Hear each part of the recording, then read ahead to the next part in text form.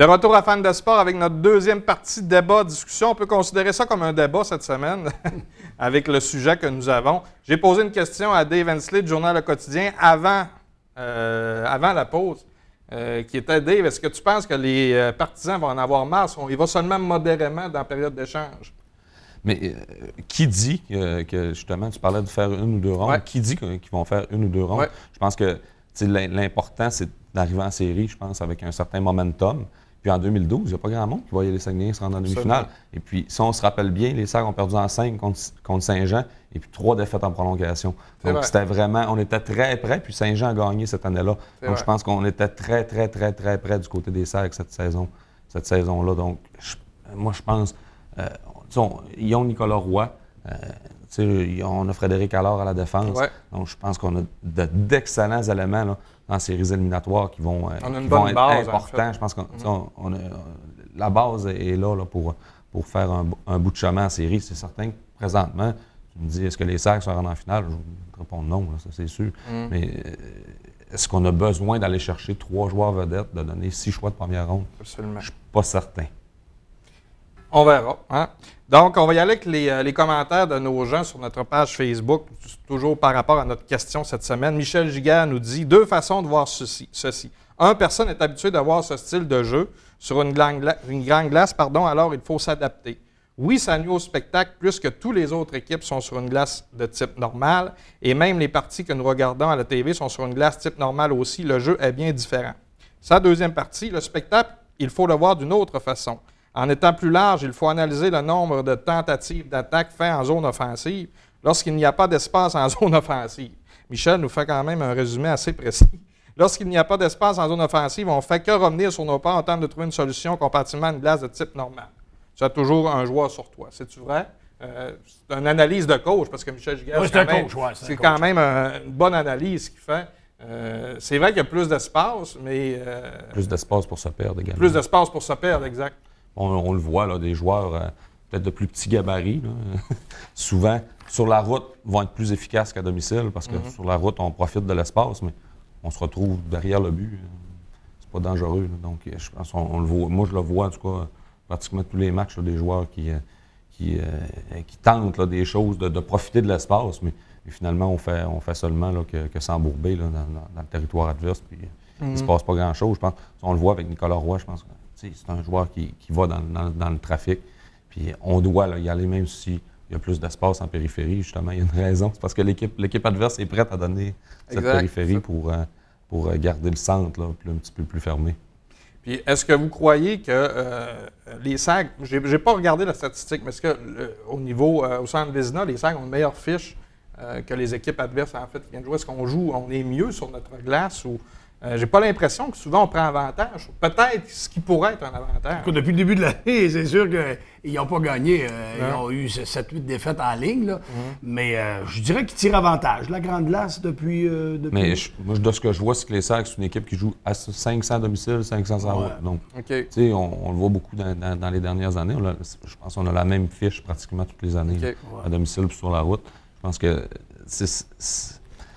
pense que c'est plus facile pour une équipe qui vient jouer une fois sur une glace olympique de bien paraître que les Sags qui jouent, mettons, 5 matchs consécutifs à domicile, aller jouer sur la route. Je pense que ça devient plus difficile d'aller jouer sur la route. Je pense qu'il est là le problème avec la glace olympique. Je pense que le problème se pose quand on a une longue séquence à domicile et puis après on s'en va sur la route. Marco Hood, messieurs, nous dit: pour ma part, il ne fait aucun doute que cela nuit. Déjà que l'on doit s'adapter lorsque l'on joue sur la route. Imagine dans leur situation. J'ai assisté au match à Bécomo vendredi, il y a 2 semaines. La glace est très petite à Bécomo. Il semblait complètement perdu et manquer de vitesse d'exécution. C'est sûr qu'on n'est pas... Dave, tu vas peut-être sur la route un peu. Est-ce que tu trouves que c'est le cas? Mais ça revient à ce que je venais de dire. Ce match-là en particulier, on venait de jouer 5 matchs à domicile. On a gagné 4 matchs, ça allait super bien. Là, on s'en va un match à Bécomo pour revenir 2 matchs à Chicoutimi. Donc, ça devient un petit peu difficile. On n'avait pas d'entraînement sur une glace conventionnelle. On pratique sur la glace olympique. On s'en va jouer un match à la route. Les repères ne sont pas là. On l'a vu. Dans ce match-là, c'était particulièrement flagrant. Et pour les joueurs, il faut le vivre. Hein? Ouais. Parce que moi, j'ai joué quelques fois sans Georges Vézina. C'est pas en toute une petite glace puis une grande glace. Tu as de l'espace pour tricoter le défenseur. Au niveau de la mise en échec, c'est pas pareil non plus. Il faut le vivre. sais, les équipes qui viennent ici, là, les équipes de l'extérieur, les bons patineurs peuvent s'en donner à cœur joie. Est-ce qu'ils se préparent avant, les autres équipes? Est-ce que vous pensez qu'ils vont... Ils savent qu'ils viennent jouer sur une grande glace, là. Quand t'es rapide, là, tu peux en profiter. Il faut que tu en profites, d'ailleurs. C'est vrai. On met en place une stratégie, j'ai l'impression, de bloquer le centre. Là, en gros, je pense qu'on le voit beaucoup. Là, Blainville le fait toujours à perfection. On voit 5 joueurs pratiquement devant le gardien. Là. Puis on donne beaucoup d'espace en périphérie, puis le match va finir 2-1. Il est là le problème, c'est que les équipes sur la route ne viennent vraiment pas pour donner un spectacle. Ouais. Ils viennent pour gagner ou perdre 2-1. Chercher 2 points. On le voit beaucoup, là, des 3-2, 2-1, alors que souvent sur la route, ça va être un 5-3, des matchs plus offensifs. Et sur la grande glace, ça prend des défenseurs extrêmement mobiles. Absolument. Parce que si t'es pas mobile, là, tu vas te faire contourner rapidement. Ça sera pas facile. Ah, ouais. On continue nos commentaires. Monsieur Villeneuve nous dit « Ça scrape le spectacle raide. Aucune mise en échec, aucune intensité et le monde sont loin de la glace. C'est dégoûtant. En plus, il n'y a pas d'offensive parce que c'est une glace olympique. Tout se passe, ce qu'on disait tantôt, en périphérie. » Ça, je pense que c'est un vrai partisan. Ah, c'est un vrai partisan. Ouais. Peut-être pas tard. Mais surtout, il faut prendre en compte. Il faut les prendre en compte. Je pense que c'est notre meilleur hockey au niveau régional, en fait. C'est des jeunes qui aspirent à jouer pro. Hein. Mais en 2005, ce commentaire-là, il n'existe pas. Non, je suis marquait d'accord. 6 buts par match, c'était spectaculaire. Ouais. La glace olympique, on marque des buts. La glace olympique, c'est donc le fun. Peut-être le hockey a changé un petit peu. Si on posait la question aux joueurs, les Sags, aimes-tu bien la glace olympique ou bien la glace traditionnelle? Les joueurs en bas de 6 pieds vont dire la glace olympique. Oui, c'est vrai. Quand je te disais tantôt, il faut le vivre. Moi, je l'ai joué quelques fois au Saint-Georges, puis je trouve ça plus difficile. Je suis pas un rapide patineur, puis évidemment, les patineurs qui vont vite sont avantagés. Là. Puis je le répète, les défenseurs, si t'es pas mobile, si t'es pas rapide en défense, ça veut dire que tu te fais... En bon terme de hockey, tu te fais shifter, c'est pas long. Oui, absolument. On va continuer à en rafale un petit peu nos commentaires. Stéphane Bolduc nous dit « Je suis d'avis que ça nuit grandement au spectacle et effectivement que le jeu physique est dilué. » Ça, c'est vrai. De plus les Sags jouent la moitié de leur partie sur cette glace et contrairement à ce que l'on pourrait penser, cela ne les avantage pas. J'aimerais qu'il aurait précisé sa pensée, mais... As-tu remarqué dans les commentaires, la plupart des gens parlent du spectacle? Oui, absolument. C'est là. Le spectacle, mais ça revient à ce que je te disais. Est-ce que les Sags ont une meilleure équipe s'ils jouent sur une petite glace? Est-ce qu'on aurait eu des meilleures saisons? 2013, 2014, 2015.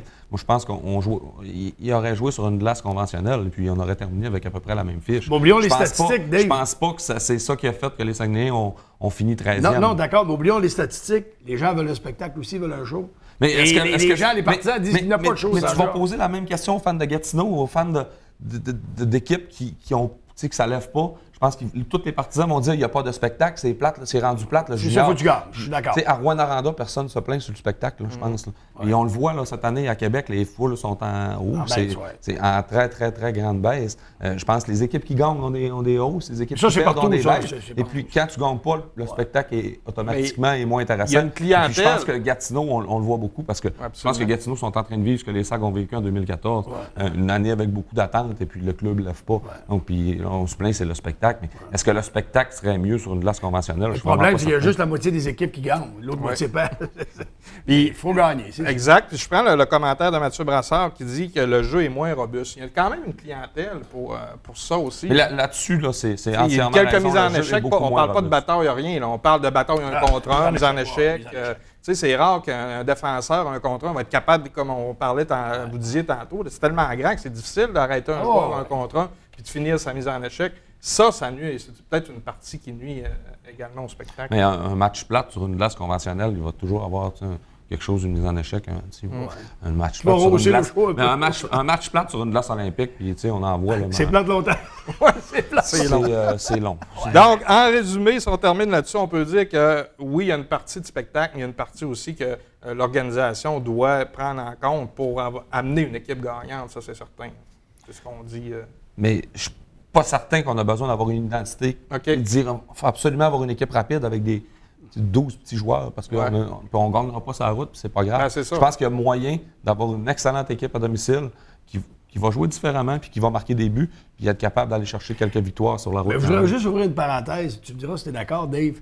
Une ligue qui est professionnelle, la Ligue junior majeure du Québec, comment se fait-il qu'ils acceptent qu'il y a une équipe qui a une glace de telle dimension, puis les autres équipes C'est un Là, bon c'est point. la seule au Canada, d'ailleurs. Non, depuis mais que- tu sais, un je bon comprends point. pas. Tu sais, c'est une ligue professionnelle. C'est un très Comment bon se fait-il qu'ils acceptent que Chicoutimi, il y a une glace plus grande, les autres Absolument. équipes? Mais t'as Ouais. une glace plus petite à Rouen puis à, Ouais. à Val-d'Or Ah, également. ouais. Des Mais glaces il qui doit sont pas une grosse moins larges. différence, par Mais exemple. ça devrait être standard. C'est 10 Ouais. pieds moins large. C'est professionnel. Les, Ah ouais, les c'est zones vrai. neutres sont excessivement courtes Oui.